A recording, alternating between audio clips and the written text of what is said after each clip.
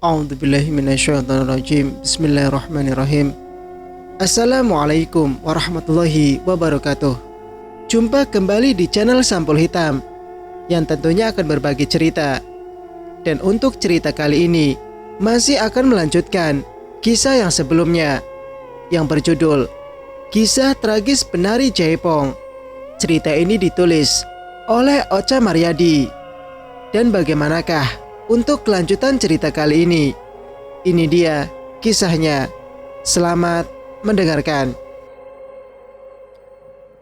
Suatu hari, ketika Mas Dimas pulang kerja, aku memintanya untuk segera mandi. Namun Mas Dimas tidak mau dan malah mendekatiku. Saat itu juga, aku menamparnya dan mendorongnya hingga jatuh tersungkur di lantai. Mas Dimas amat kesakitan setelah 5 cap jari menempel di pipinya, membuatnya terasa perih dan panas. Sebenarnya Mas Dimas bisa saja marah dan balik memukulku, tetapi karena rasa cintanya yang besar, ia memilih meredam emosinya. "Ah, sakit sayang. Kau kenapa sih, Tidak biasanya kau seperti ini." Mas Dimas mendekatiku sembari memegang pipinya. Mas, aku minta maaf, Mas." Aku sangat panik ketika melihat pipi Mas Dimas yang terlihat memerah. "Tidak apa-apa sayang. Kau kenapa sih? Semakin hari sikapmu semakin aneh," ucap Mas Dimas. Aku tidak tahu, Mas. Aku Air mataku tak tertahankan. Aku tidak mampu menjelaskannya. Sekarang malah nangis. Sudah sayang, tidak apa-apa." Mas Dimas memelukku, mencoba menenangkanku. Semakin hari emosiku kian tak terkontrol.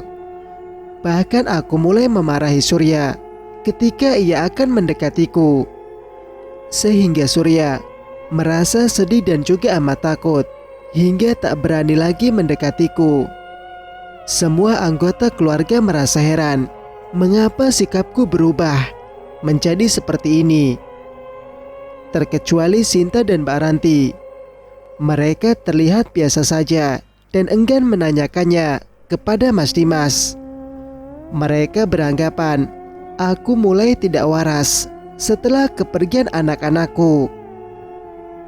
Hingga di suatu malam, tiba-tiba saja tubuhku terasa panas dan juga menggigil.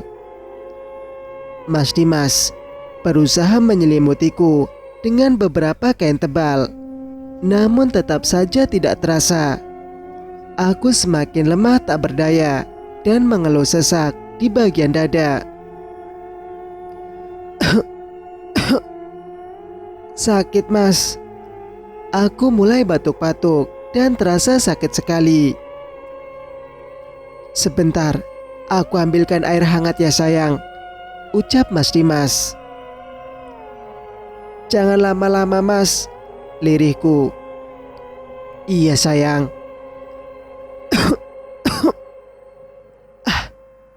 Aku terkejut ketika darah segar keluar dari mulutku.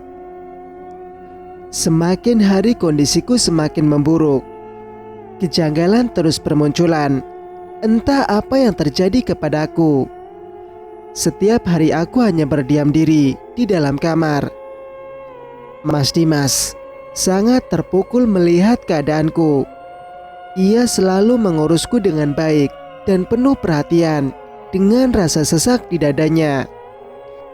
Dia hanya ingin bahagia bersamaku, hidup tenang bersama anak-anaknya kelak. Tetapi setiap hari hanya ada nestapa, getir yang terasa. Desas-desus tentang kondisiku menjadi buah bibir para penduduk kampung, termasuk para kolega bapak dan juga Mas Dimas. Hingga suatu hari, mereka berbondong-bondong datang ke rumah untuk sekedar menengok, memberikan rasa simpatik mereka. Namun mereka harus menelan kekecewaan lantaran aku tak menghiraukan kedatangan mereka. Aku tak ingin bertemu dengan siapapun. Aku hanya ingin sendiri duduk bersandar di sudut ranjang dengan tatapan kosong sembari merangkul guling. Pemandangan seperti itu yang Mas Dimas lihat setiap hari. Pelan-pelan Mas Dimas masuk ke dalam kamar. Ia membawa sepiring makanan untukku.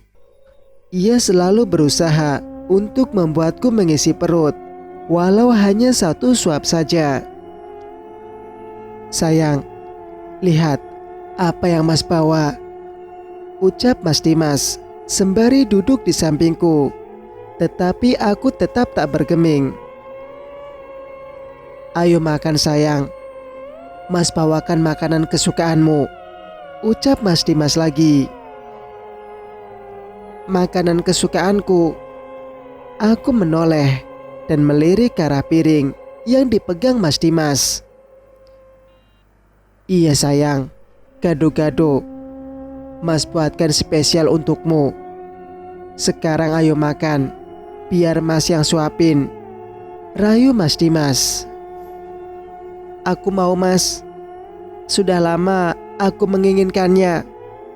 Dan sekarang aku sangat lapar Mas," lirihku. "Iya sayang, sekarang ayo buka mulutmu. Mas Dimas terlihat bersemangat, seperti merasakan angin surga. Enak sekali Mas," ucapku, seraya mengunyah sepotong lontong dengan khas bumbu kacang tersebut. "Beneran sayang, ayo lagi," Mas Dimas terus menyuapiku dengan semangat. "Makan yang banyak ya sayang, biar cepat sembuh.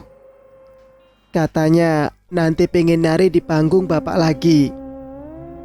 "Memang boleh Mas?" "Boleh dong sayang.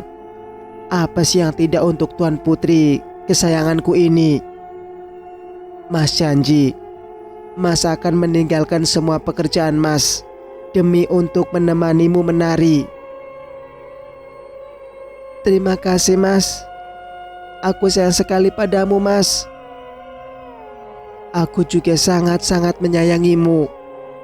Apapun akan aku lakukan demi kebahagiaanmu," ucap Mas Dimas, seraya mengecup keningku. Terlihat bulir bening menganak sungai di matanya.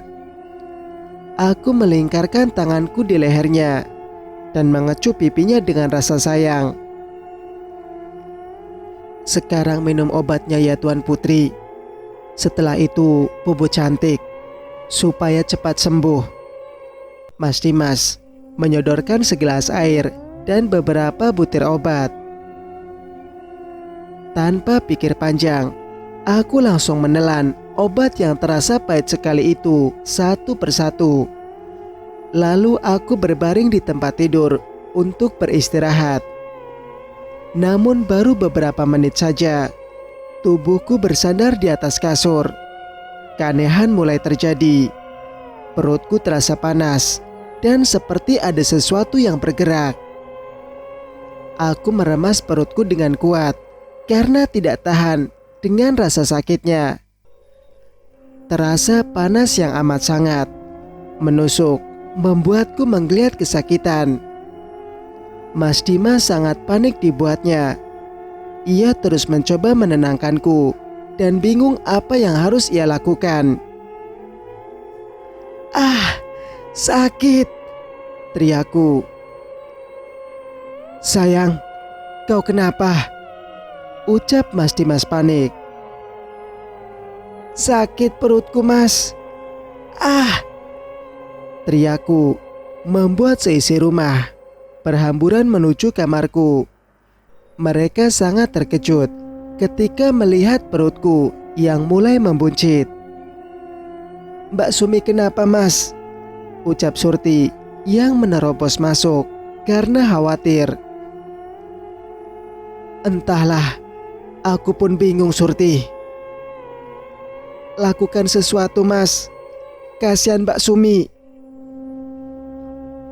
"Apa yang terjadi dengan putriku, Dimas?" sungut Papa. "Dimas bingung, Pak. Setelah selesai makan, ia merintih kesakitan."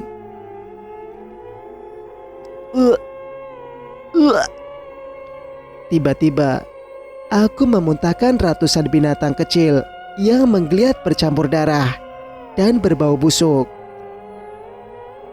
"Hah, belatung," pekik Mas Bayu terkejut. Mata mereka melebar sempurna setelah melihat binatang kecil yang menjijikan itu keluar dari mulutku. Perut mereka seakan terkocok dengan pemandangan ini. "Sayang, apa yang terjadi denganmu?" Tanpa rasa jijik, Mas Dimas membersihkan mulutku dari sisa darah dan belatung.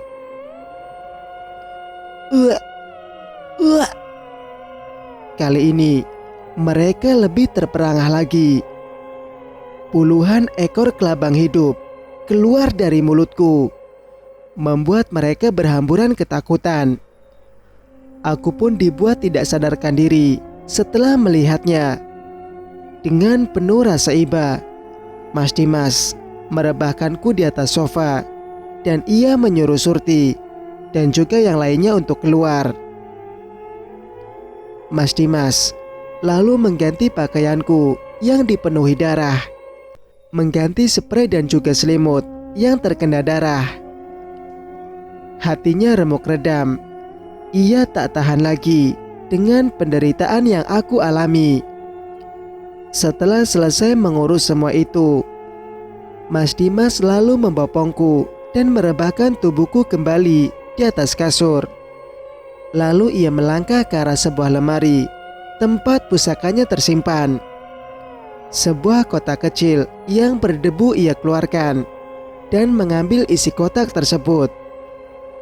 Keris kecil pemberian Kilongso ia keluarkan. Lalu ia mengusap keris kecil tersebut sembari memejamkan matanya. Mulutnya mulai berkomat-kamit merapalkan mantra. Setelah beberapa kali ia merapalkan mantra, namun tak ada satupun makhluk gaib penunggu keris itu yang keluar. Ia lalu membuka matanya dan memejamkannya kembali. Namun hasilnya tetap sama. Kedua makhluk gaib itu tidak ada tanda-tanda untuk keluar dan menghadapnya. Kini ia tersulut emosi.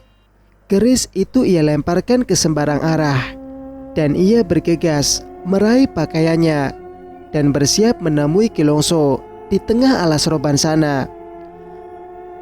"Surti, Surti," pekiknya kepada Surti. "Iya Mas, ada apa?"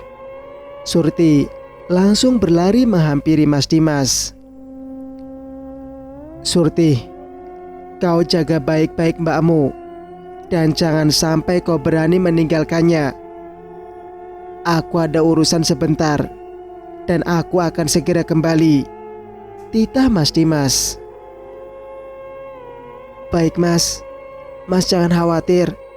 Aku akan terus menemaninya," balas Surti. "Aku pergi dulu." Mas Dimas lalu bergegas berlari ke arah mobilnya dan melajukan mobilnya dengan kencang ke arah alas roban sana. Sementara itu, kedua kakak beradik itu melihatku dengan sinis di depan pintu. Mereka menyunggingkan bibir, tersenyum kecut, seolah puas dengan apa yang terjadi kepada kami. Sesampainya di tepi alas roban, Mas Dimas menghentikan mobilnya dan melangkah masuk ke tengah alas roban, menembus semak belukar. Dadanya bergejolak. Ia tidak sabar lagi untuk bertemu dengan guru spiritualnya tersebut. Tetapi ia harus menelan pil pahit setelah ia sampai dan masuk ke dalam gubuk Kilongso. Ternyata Kilongso telah terkapar tewas mengenaskan. Tubuhnya membiru dengan mulutnya dipenuhi darah. Matanya melotot seolah menahan sakit sebelum ajal menjemput. "Ki, kau kenapa Ki? Ayo bangun. Siapa yang akan menolongku Ki?" Mas Dimas merangkul dan menggoyang-goyangkan tubuh Kilongso. Tetapi sia-sia saja. Kilongso kini hanya terdiam terbujur kaku, tak mampu lagi untuk menolongnya. Tanpa pikir panjang, ia langsung meraih kain putih yang terletak di atas dipan tempat Kilongso biasa bersemedi. Lalu ia membungkus tubuh Kilongso dengan kain tersebut. Setelah itu, ia menggali tanah untuk menguburkan Kilongso. Memang cara penguburan Kilongso itu tidak benar, namun ia terpaksa daripada harus meninggalkannya dan membusuk di gubuknya. Setelah selesai memakamkan Kilongso, Mas Dimas kembali ke rumah dengan penuh rasa duka dan kecewa. Singkat cerita, malam pun tiba. Terlihat Mas Dimas tertidur pulas. Tiba-tiba saja aku terbangun, seperti ada hal yang aneh terjadi dengan diriku. Mataku seolah menyala dan seperti ada bisikan di telingaku. Aku melangkah keluar dari kamar dan terus berjalan ke arah dapur. Sesampainya di dapur, pandanganku mengarah ke arah kulkas yang berisi daging mentah dan beberapa makanan yang lainnya. Aku mengeluarkan daging sapi dan juga ayam yang masih mentah. Tiba-tiba saja timbul hasratku untuk mengunyahnya mentah-mentah. Setelah berhasil menghabiskan seekor daging ayam dan sepotong besar daging sapi mentah, perutku masih terasa lapar hingga timbul niatan untuk melahap ayam peliharaan bapak yang ada di kandang. Tap, tap, tap. Aku berlari keluar teras rumah ke arah kandang ayam tersebut. Seekor ayam jago besar aku tangkap dan siap aku terkam tanpa aku menyadarinya. Ayam tersebut meronta-ronta. Setelah berhasil, lehernya aku gigit dan aku hisap darahnya sampai habis. Namun tiba-tiba saja aku terkejut setelah mendengar teriakan dari seseorang. "Ah, Mas Dimas, tolong!" Surti terkejut dan terperangah setelah melihatku. "Tolong, Mas Dimas, Mas Budi!" Surti berteriak histeris setelah melihatku tengah asyik menyantap ayam jago milik bapak dengan puas. "Ada apa Surti?" tanya Budi panik. "Lihat Mas." Surti menunjuk ke arahku. "Ya Allah, Mbak Sumi. Mbak, ngapain Mbak? Istighfar Mbak," pekik Budi. "Diam kau laki-laki bodoh. Jangan berani-berani menggangguku, atau kau yang akan aku jadikan santapan berikutnya." Hahaha. Aku memutar badan ke arah Surti dan Budi, membuat mereka semakin ketakutan setelah melihat mulutku dipenuhi darah. "Istighfar Mbak, ini aku, Surti teman dekatmu," lirih Surti. "Diam." "Ah!" Surti meringis kesakitan setelah kutarik tangannya dan kugigit dengan kuat. Aku mendekap tubuh Surti dan mencoba melukainya. Budi berusaha menolong istrinya tersebut dengan sekuat tenaga. Namun, Budi tak mampu melawan tenagaku yang seperti tenaga 3 orang laki-laki. Budi nampak kewalahan dan tak berdaya setelah tubuhnya aku hempaskan ke lantai. Kegaduhan ini membuat Mas Dimas dan yang lainnya berhambur keluar menghampiri kami. Mas Dimas sangat terkejut ketika melihatku menyekap Surti dan melumpuhkan suaminya. Seperti binatang buas yang sangat kelaparan, aku siap memangsa mangsaku yang aku dapatkan. Seisi rumah amat ketakutan melihatku. Mulutku dipenuhi darah, gigi bertaring panjang, serta rambutku yang berantakan menyembul ke atas bak makhluk gaib di film horor. Sumi, sayang, sabar, kendalikan emosimu. Lepaskan Surti sayang. Tolong sayang, lepaskan, ucap Mas Dimas dengan lembut. Diam. Jangan coba-coba merayuku. Pergi dari hadapanku, pekiku sembari meraih pas bunga dan melemparkannya ke arah Mas Dimas. Mas Dimas meringis kesakitan setelah keningnya terkena pas bunga yang aku lempar. Tiba-tiba saja tubuhku bergetar hebat. Aku merasakan panas yang amat sangat. Angin yang berhembus kencang menerbangkan segalanya yang ada di sana. Aku memuntahkan semua yang telah aku makan. Entah mengapa, kepalaku terasa berputar dan aku baru sadar kalau aku tengah menyekap Surti. Aku melepaskannya pelan. Surti berlari ke arah suaminya dan juga Mas Dimas.